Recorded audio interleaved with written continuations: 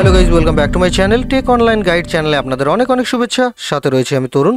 পূর্ব মেদিনীপুরের ভূমি সংরক্ষণ অফিসে ডেটা এন্ট্রি অপারেটর পদে কর্মী নিয়োগ চলছে, যেখানে চাইলে অতি সহজেই কিন্তু চাকরির জন্য আপনিও আবেদন জানাতে পারেন।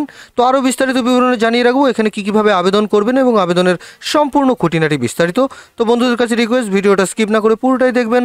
আর সাথে যদি নতুন বন্ধু হয়ে থাকেন সেক্ষেত্রে অতি অবশ্যই সাবস্ক্রাইব করে রাখবেন। পাশে থাকা নোটিফিকেশন বেল আইকনটি অলে প্রেস করে রাখবেন, যাতে নতুন নতুন জবের আপডেটগুলো সবার প্রথম আপনারা পেয়ে যান। তো কথা না বাড়িয়ে চলুন শুরু করা যাক আজকের টপিক। তো বন্ধুরা, আমি আমার হোম স্ক্রিনে চলে এসেছি। আপনারা দেখে নিতে পাচ্ছেন পূর্ব মেদিনীপুর ভূমি সংরক্ষণ অফিসে ডেটা এন্ট্রি অপারেটর পদে কিন্তু কর্মী নিয়োগ চলছে, যেখানে মাসিক বেতন বলা হয়েছে সেটা কিন্তু 13,000 টাকা। সম্পূর্ণ অনলাইনের মাধ্যমে কিন্তু আপনাদের আবেদন জানাতে হচ্ছে। তো আরও বিস্তারিত বিবরণে জানিয়ে রাখবো, আপনারা দেখতে থাকুন। প্রথমে যে বিষয় নিয়ে কথা বলবো সেটা কিন্তু পদের নাম। আপনারা এখানে যে পদটি দেখবেন সেটা কিন্তু ডেটা এন্ট্রি অপারেটর, এবং শূন্যপদের সংখ্যা যেটা বলা হয়েছে সেটা কিন্তু 18টি শূন্যপদ। অর্থাৎ এই ডেটা এন্ট্রি অপারেটর পদে কিন্তু 18টি শূন্যপদে কর্মী নিয়োগ চলবে। তো অতি অবশ্যই বিষয়টা আপনারা দেখবেন। এরপরে বলে রাখবো মাসিক বেতন। যে সকল চাকরির প্রার্থীরা এই নিয়োগের মধ্য দিয়ে আপনারা চাকরিটা পাবেন তাদের কিন্তু বেতন হবে 13,000 টাকা। অর্থাৎ 13,000 টাকা থেকে বেতন কিন্তু এখানে শুরু।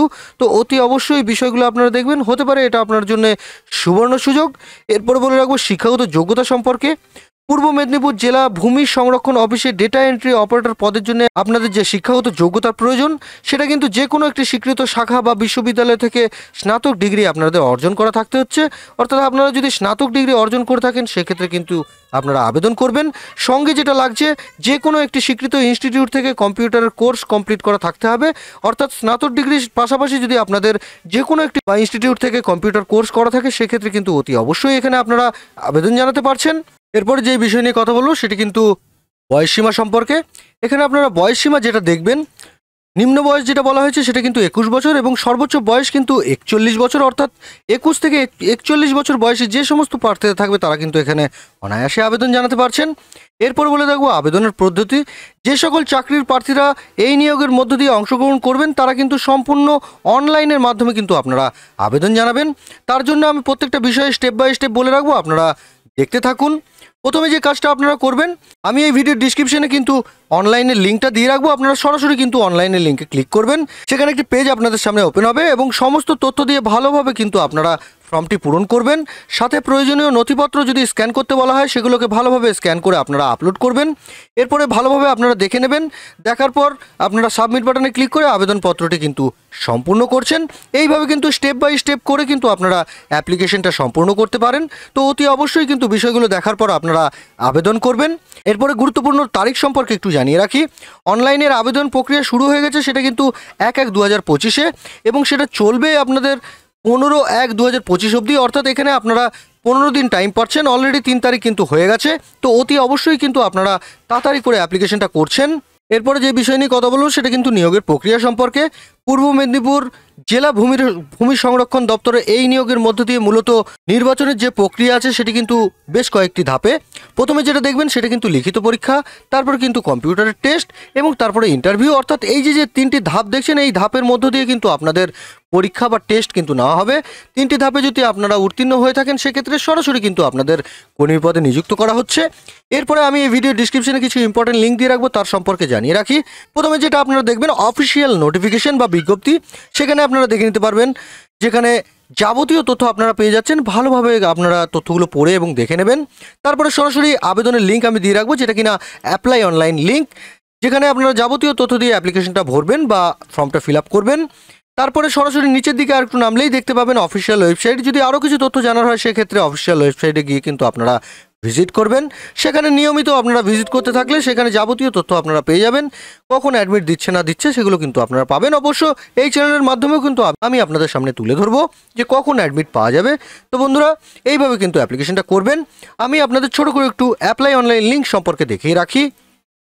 তো বন্ধুরা, দেখে নিতে পাচ্ছেন এটা কিন্তু অফিসিয়াল অ্যাপ্লিকেশন পোর্টাল, যেখানে প্রথমেই আপনারা দেখবেন office of the district land and land reform office পূর্ব মেদিনীপুর। অর্থাৎ পূর্ব মেদিনীপুরের তরফের থেকেই কিন্তু এখানে নোটিফিকেশন জারি হয়ে গেছে। প্রথমে আপনারা যেটা দেখবেন পোস্ট ফর অ্যাপ্লাইড, এখানে একটি পোস্ট আপনারা দেখে নিতে পারবেন যেটা কিনা ডাটা এন্ট্রি অপারেটর। তো এই ডাটা এন্ট্রি অপারেটর আপনারা ক্লিক করবেন, তারপরে এখানে নিজের নাম লিখছেন, এখানে হাজব্যান্ড নেম, এখানে মাদার্স নেম, এখানে জেন্ডারটা সিলেক্ট করে দেবেন, মেল ফিমেল এবং আদার্স জেন্ডার যদি হয়ে থাকেন সেগুলো কিন্তু আপনারা দিচ্ছেন। এখানে আপনাদের সিটিজেন অফ ইন্ডিয়ার হতে হচ্ছে, সেখানে টিকমার্ক দেবেন, এবং ডিসেবিলিটি হয়ে থাকলে এখানে টিকমার্ক দেবেন, নাহলে দেওয়ার দরকার নেই। এখানে আপনাদের ইংলিশ অথবা বাংলায় যদি আপনাদের নলেজ থাকে সেগুলো কিন্তু আপনারা দিচ্ছেন। তারপরে ডেট অফ বার্থটা এখানে দেবেন, এখানে অ্যাজ অন কত হচ্ছে সেটা কিন্তু দিয়ে দেবেন 1/1/2025 অনুযায়ী। তারপরে মোবাইল নাম্বার, এখানে মেল আইডি, এখানে আধার নাম্বার কিন্তু আপনারা দিচ্ছেন। তারপরে এখানে আপনাদের অ্যাড্রেস দিতে হচ্ছে, এখানে প্রেজেন্ট অ্যাড্রেস, এখানে পার্মানেন্ট অ্যাড্রেস, এগুলো কিন্তু আপনারা দেবেন। তারপরে এই যে কলাম দেখছেন, এই কলামের মধ্যে কিন্তু আপনাদের এডুকেশন কোয়ালিফিকেশনগুলো দিতে হচ্ছে। এখানে মাধ্যমিকের ডিটেলস কিন্তু এখানে কলামে ভরবেন, এইচএসের ডিটেলস দিচ্ছেন, গ্র্যাজুয়েশন দিচ্ছেন, যদি আপনাদের পোস্ট গ্র্যাজুয়েশন বা আদার্স সার্টিফিকেট থাকে সেগুলোও কিন্তু আপনারা দেবেন। কম্পিউটারের নলেজ সম্পর্কে কিন্তু একটা ডিটেলস দেওয়া আছে, সেখানে কিন্তু আপনারা এখানে পূরণ করছেন। পূরণ করার পর আপনাদের দেখে নিতে পাচ্ছেন অনেকগুলো ডকুমেন্ট আপলোড করতে হবে। তার মধ্যে প্রথমেই দেখবেন ফটো আপনাদের আপলোড করতে হচ্ছে, তারপরে সিগনেচার দিতে হচ্ছে। এজ প্রুফ হিসাবে আপনারা অ্যাডমিট কার্ড বা ভোটার কার্ড দিয়ে দিচ্ছেন। আপলোড পার্মানেন্ট অ্যাড্রেস হিসাবে কিন্তু আপনারা আধার কার্ড দিয়ে দিতে পারেন। গ্র্যাজুয়েশনের মার্কশিট কিন্তু আপনাদের আপলোড করতে হচ্ছে, কম্পিউটারের মার্কশিট কিন্তু আপনাদের আপলোড করতে হচ্ছে। তারপরে ডিক্লারেশনে ক্লিক করবেন, ক্লিক করার সাথে সাথে নিচের দিকে একটু আসবেন, আসার পর এখানে আপনাদের ক্যাপচার দেখে নিতে পারবেন এবং সাবমিট বাটন কিন্তু এখানে আপনারা পেয়ে যাচ্ছেন। তো সেখানে সাবমিট করে আপনারা ভালোভাবে দেখার পর কিন্তু অ্যাপ্লিকেশনটা সম্পূর্ণ করছেন। তো বন্ধুরা, আজকের বিষয় ছিল এইটুকুই। এইভাবেই কিন্তু আপনারা ফর্মটি পূরণ করবেন, এবং যদি কোনো প্রবলেম হয় সেক্ষেত্রে অতি অবশ্যই কিন্তু আমাকে কমেন্ট সেকশনে কমেন্ট করবেন। আজকের বিষয় ছিল এইটুকুই।